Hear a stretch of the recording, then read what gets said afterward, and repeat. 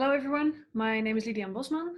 Thank you all for tuning into this presentation in which I will discuss the history of subduction of the Mexican part of the North American Cordillera based on results of a paleomagnetic analysis and seismic tomography. I'm going to dive straight in by showing you seismic tomographic images of the mantle below Mexico, showing the Farallon slab in 3 different cross sections.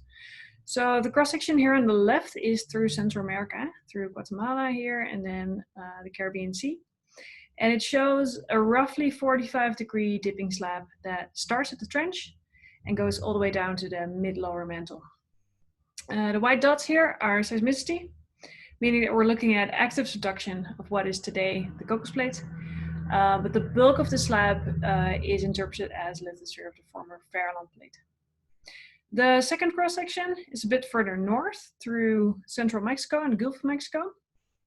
And here the slab has a very different geometry, with especially more horizontal segments. So in particular, we have a horizontal segment in the upper mantle, one here in the mantle transition zone, and then there's a more horizontal segment here at a depth of about 1,000 kilometers.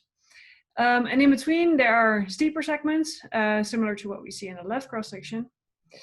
Here, and basically the deepest part. The third segment or cross-section, again a bit further north through the southern tip of Baja California. And here we see that the deep part of the slab is quite similar to what we see here, but the upper part of the slab is missing. And this is as expected because in this northern segment, subduction ended in the Miocene with opening of the Gulf of California and formation of the San Andreas Fault. This slab is the longest continuous slab globally that is imaged with seismic tomography, meaning that we're dealing here with very, very long-lived subduction, and it is still active subduction since the slab is connected to the Cocos Plate. So now let's go back to the surface, where we should be finding the geological record of that long-lived subduction that we infer from tomography. This is a map of Magmatic Provinces in Mexico, with in light yellow the Trans-Mexican Volcanic Belt, which is the active arc today. As you can see, there's no active volcanism further north because that is where there's no subduction anymore. And these older provinces, the oldest in green, late Cretaceous Paleocene in age, they are more or less parallel to the coastline, to the continental margin. And these provinces are universally interpreted as a result of eastward continental margin subduction of the Farallon Plate. Then there are also older subduction-related rocks, exposed in, for example, the Guerrero Train here in dark green, and in the Peninsular Ranges batholith here in northern Baja California. These are both Cretaceous arcs, and then here at the Vizcaíno Peninsula, halfway Baja California, we find subduction-related rocks of Triassic and Jurassic ages. For a bit more detail, here is a stratigraphic column of the Guerrero Train. The Guerrero Train is underlain by Triassic basement, which is interpreted as a subduction complex, an accretionary prism. Then we find Jurassic plutonic rocks, and then the bulk of the Guerrero Train is made up of lower Cretaceous, magmatic, and sedimentary rocks. The Guerrero Train is separated from the rest of Mexico by the Guerrero Train suture belt, shown here on the map, which consists mostly of turbiditic rocks, but also contains felsic dikes and lavas and mid-ocean ridge basalts. And these mid-ocean ridge basalts indicate that the Guerrero Train was once separated from mainland Mexico by an oceanic basin. Then the Vizcaíno Peninsula. The peninsula exposes a wide variety of subduction-related rock assemblages, among which, in black here, a 220 million year old supersubduction zone ophiolite. And I want to mention that supersubduction zone ophiolites are generally associated with 4-arc settings and with subduction initiation. Furthermore, there are Jurassic, magmatic, and volcanic rocks in blue, and then Cretaceous 4-arc sedimentary rocks in green. So both these trains, Guerrero and Vizcaíno, are not simply continental margin. They both contain oceanic rocks, in case of Guerrero in the suture belt, and for Vizcaíno, the ophiolite. And there has been discussion about the origin of these two trains. The discussion can be summarized into two interpretations. In the first, shown in these drawings here, the Guerrero terrain and the Vizcaíno terrain are formed above westward dipping subduction, far away or relatively far away from the North American continent, and were then accreted upon full subduction of the oceanic basin in between. In the second interpretation, these terrains were formed as part of the as part of the continent itself, but the continental margin experienced phases of extension, opening up the Arperos back arc basin behind the Guerrero arc, or forming an oceanic forearc basin in the case of Vizcaíno. Now, especially for Guerrero and the Arperos basin, there's clear geological evidence that this second interpretation is correct. The Triassic accretionary prism underlying the Guerrero terrain contains the detrital zircons that match the signature of the mainland of Mexico, and the felsic dikes and lavas of the suture zone. First of all, they have a felsic signature, but also they contain Paleozoic and Precambrian inherited zircons. For the rock assemblages of the Vizcaíno Peninsula, I would say the geology is somewhat less clear, but these different interpretations have different implications in terms of plate motion. The first interpretation, the arc terrains are formed as part of the Farallon plate, and therefore they are expected to have a northward motion component relative to North America. Whereas in the second interpretation, the terrains are formed above the subducting Farallon plate as part of the deforming North American margin, and they are therefore expected to have the same plate motion as the continent.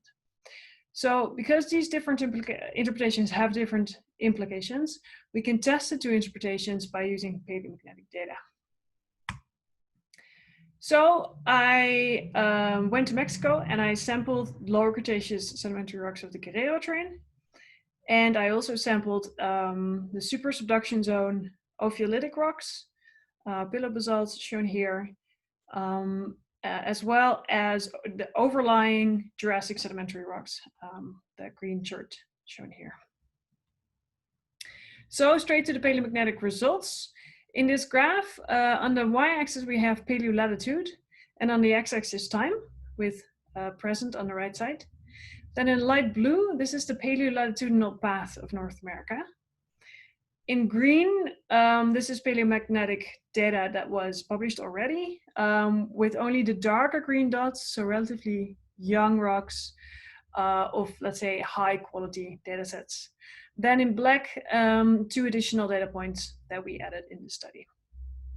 So the paleomagnetic data indicate that the Guerrero terrain has the same latitudinal motion path as the North American plate, which is in line with the second tectonic interpretation.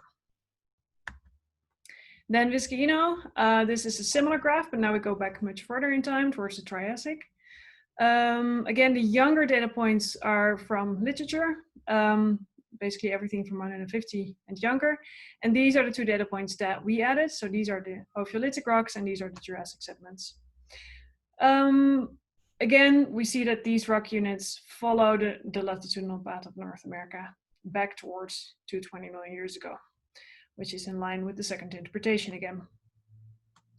So in conclusion, Mexico contains a record of 220 million years of eastward subduction below the continental margin, which experienced phases of forearc and backarc extension, which means that there's no need to explain these terrains with their oceanic rocks as exotic.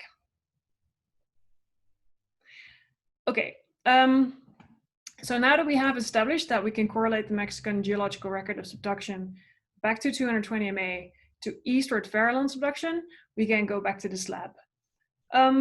In each subduction system, there are obviously the overriding plate and the subducting plate that are moving relative to each other. But these are not the only 2 components that are relevant. There's also the trench, whereby, for example, motion between the trench and the overriding plate can cause overriding plate extension. And then there's the mantle, and relative motion between the trench and the mantle determines whether the whole system is advancing or retreating. Now, you can imagine that a system with 4 components and each component having its own motion, this can result in a wide variety of different subduction modes, so to say. I won't discuss all of them, but I will simplify it a bit and discuss the 2 that are most important for this story. In the first mode, there is rollback, net rollback, I should say, meaning that rollback of the slab is outpacing overriding plate advance. And this results in a steeply dipping slab and overriding plate extension. And this situation creates a slab that is draping the 660 discontinuity horizontally, forming a flat-lying segments at the 660 and below once the slab sinks deeper into the mantle. The second mode can happen in two situations, either when there is a mantle stationary trench or when the overriding plate is advancing, and then we get flat slab subduction and overriding plate shortening. In both cases, the slab will form a slab wall, which is a vertical thickened slab in the mantle transition zone, and again, once it sinks deeper down below in the lower mantle. So I want to emphasize here that in the first mode, we have steep subduction, but a horizontal slab segments lower in the mantle, whereas in the second mode, we have flat slab subduction, but this creates vertical segments in the transition zone and below. So with that sort of theoretical framework in mind, I'd like to take you on a journey through time using what we know about deformation phases from the geology. So we start at 220 with formation of the viscino-ophiolite in a 4-arc setting as a result of rollback of the slab. Then between 220 and 160, we know from the geology that subduction was continuous. There are Jurassic plutonic rocks. But there's no evidence for significant overriding plate shortening or extension. Therefore, I assume that this was a phase of stationary subduction, which leads to the formation of a vertical slab wall. Next, 160 to 125, this was the time of Arpels back-arc basin opening. So this is a phase of rollback of the slab, again, overriding plate extension, and this leads to horizontal draping of the slab. You can see that when I go further, the deeper parts of the slab will sink into the mantle. The next phase from 125 to 50 was characterized by overriding plate shortening. This was first closure of the Arpels back-arc basin and then laramide orogeny. So a phase of overriding plate advance, again leading to the formation of a slab wall. And then the last period, from 50 to the present, was characterized by extension again, based in a range, and also intra-arc extension in the Trans-Mexican volcanic belts. And this phase can be correlated to another segment of horizontal flat-lying slab. Now, of course, this cartoon of the slab is based on the tomographic image. And in that image, we can now distinguish the different phases of subduction throughout the history.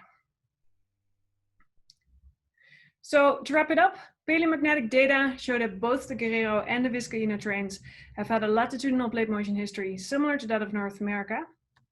We interpret this as evidence that these terrains were part of the deforming continental margin of North America and were not exotic.